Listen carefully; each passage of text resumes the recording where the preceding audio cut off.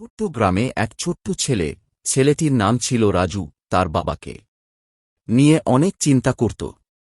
রাজুর বাবা একদিন সন্ধ্যায় বাড়ি ফিরল এবং রাজু লক্ষ্য করে দেখল যে তার বাবা বেশ কষ্ট পাচ্ছে। রাজুর বাবা জীবনে অনেক কঠিন পরিস্থিতির মধ্যে ছিল, কিন্তু তিনি কখনো নিজের কষ্ট বলতে চাইতেন না।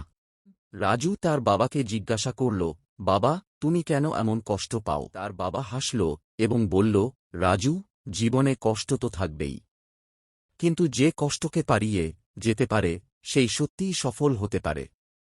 এই কথাটা রাজুর মনে গভীরভাবে বসে গেল।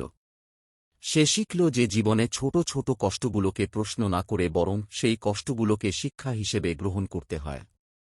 এই বার্তা নিয়ে রাজু বড় হল এবং গ্রামের অনেক গরিব মানুষকে সাহায্য করতে লাগল।